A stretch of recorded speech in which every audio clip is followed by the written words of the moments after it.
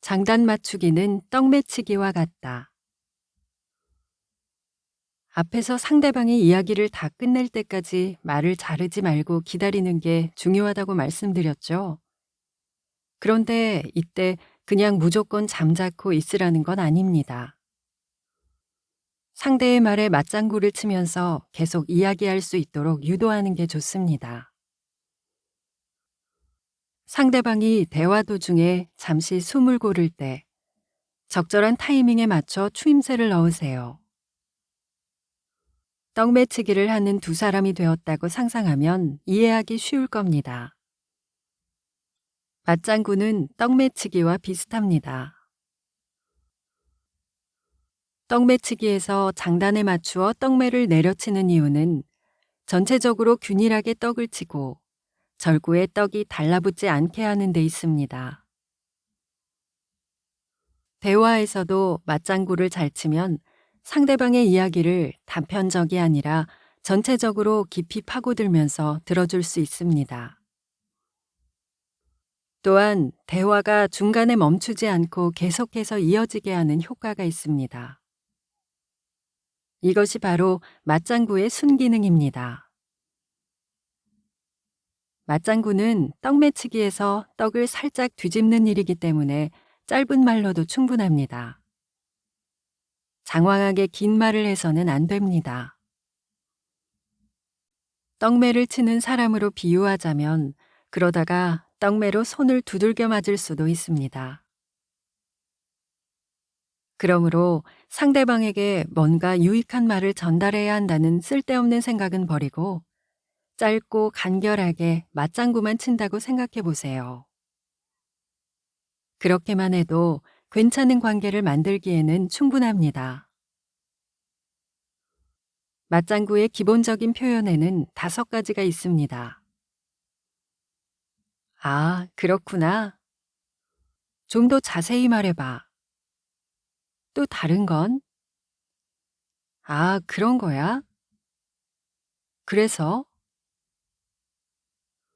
조금 극단적인 얘기인데요. 이 5가지 표현을 메모해 두고 상대방의 이야기에 맞춰 순서대로 쓰기만 해도 대화는 원활하게 흘러갑니다. 굳이 멋있는 말, 좋은 말을 해주려고 노력할 필요가 없다는 거죠. 세상에서 가장 좋은 사람은 내 이야기를 진심으로 들어주는 사람이죠. 상대방과 좋은 관계를 맺고 싶다면 다른 건 제쳐두고 이것부터 꼭 실천해 보세요. 그러면 그는 오늘은 많은 이야기를 할 수 있어서 정말 좋았다며 만족감을 느낄 거예요. 대화는 접시 돌리기처럼 한다. 누군가와 대화를 나눌 때 머릿속으로 이런 모습을 떠올려 보세요. 나와 상대방 사이에 접시 한 장이 막대기 끝에서 빙글빙글 돌고 있는 모습. 이 접시가 나와 상대방이 현재 대화하는 모습을 나타냅니다. 접시가 빙글빙글 잘 돌아가고 있다면 양호한 상태입니다. 딱히 접시를 신경 쓰지 않아도 대화가 원활하게 이루어진다는 걸 뜻합니다. 그런데 이때 내가 상대방을 부정한다는 건 잘 돌고 있는 접시를 손으로 치우거나 멈추려다 떨어뜨리거나 다른 접시를 옆에서 돌리기 시작하는 행위와 같습니다. 앞쪽에서 소개한 내레이션 화법, 상대방을 인정하는 화법 등을 잘 활용하면 접시를 더 잘 돌릴 수 있습니다. 참고로 부부싸움의 경우에도 대화할 때 어느 한쪽이 상대방의 말을 부정하면서, 즉, 대화 도중 다른 접시를 옆에서 돌리면서 일어나는 경우가 많습니다. 서로 상처 주지 않는 대화는 접시 한 장을 깔끔하게 돌리는 상태를 유지하는 게 가장 좋습니다. 그것을 통제하는 사람은 바로 당신입니다. 접시 하나가 돌아가는 모습을 떠올리는 방법은 상대방과 대화할 때뿐 아니라 회의나 미팅에서 토론을 착착 진행하고 싶을 때에도 효과적입니다. 지금 이야기하고 있는 안건이나 논의 내용이 접시 한 장입니다. 모두가 이 접시를 잘 돌리고 있는지 생각해 보세요. 다른 접시를 돌리기 시작하는 사람, 손으로 접시를 떨어뜨리려고 하는 사람이 없는지를 지켜보면서 퍼실리테이션 하세요. 두 가지 질문법을 활용한다. 이제부터 인간관계에서 신뢰를 쌓을 수 있는 대화 기법을 소개하겠습니다. 누구와 어떤 대화를 할 것인가는 독자분들이나 대화 상황에 따라 달라질 수 있습니다. 여기서 소개할 대화 기법은 질문의 기술입니다. 첫 번째는 두 가지 질문을 잘 구분해서 쓰는 법에 대해 이야기할게요. 아시다시피 상대방에게 무언가를 물어볼 때 질문하는 방법은 크게 두 가지로 나눌 수 있습니다. 바로 열린 질문과 닫힌 질문입니다. 두 가지 질문의 차이점을 이해하고 구분해서 쓴다면 상대방과의 대화를 잘 통제할 수 있고 부정하는 화법을 저절로 쓰지 않게 됩니다. 사실 열린 질문과 닫힌 질문에 대한 해석이 최근에 많이 달라졌습니다. 불과 10여 년 전만 해도 닫힌 질문을 아예 쓰지 말고 열린 질문만 해야 한다고 조언했습니다. 그런데 지금은 두 질문의 장점을 살려서 적절히 섞어 쓰는 것이 효과적이라고들 이야기합니다. 그럼 두 가지 질문의 특징을 살펴볼게요. 열린 질문. 당신이 구체적인 예시를 들지 않고 상대방이 자유롭게 대답할 수 있도록 유도하는 질문 방법입니다.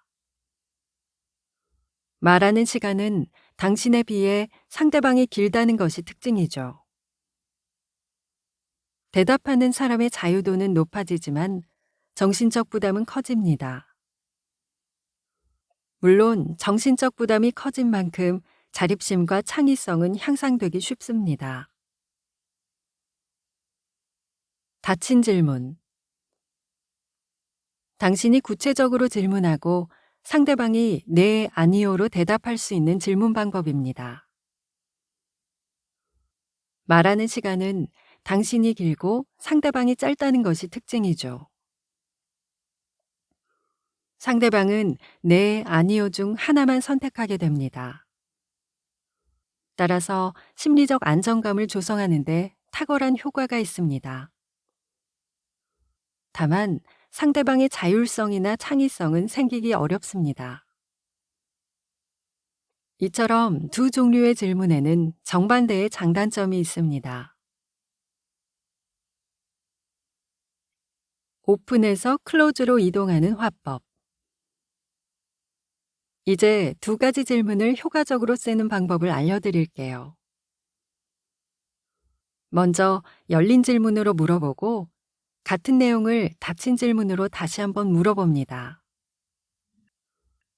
이 사용법은 세일즈 화법 등에서는 효과 만점으로 정평이 나 있습니다. 그래서 많이들 쓰는 화법입니다. 예를 들면 다음과 같습니다. 방금 설명한 이 제품의 성능에 대해 어떻게 생각하세요? 열린 질문. 글쎄요. 이러이러한 기능은 아주 유용할 것 같은데요? 그래요? 지금 제가 설명한 이 기능에 대해서는 아주 유용할 것 같다. 그러니까 호감이 있다는 말씀이시죠? 닫힌 질문. 영업 현장에서는 이렇게 열린 질문과 닫힌 질문을 반복하면서 긍정적인 대답을 쌓아나가는 것이 좋은 결과를 낳습니다. 이런 화법은 영업할 때뿐만 아니라 팀장과 팀원의 대화에서도 효과적입니다. 오늘 뭐 하고 싶은 얘기 있으세요? 이렇게 물어보는 건 열린 질문입니다. 이 질문에 팀원이 어떤 대답을 하겠죠. 그 대답을 듣고 나서 팀장이 무엇 무엇에 대해 얘기하고 싶은 거죠? 라고 다시 물어보는 건 닫힌 질문입니다.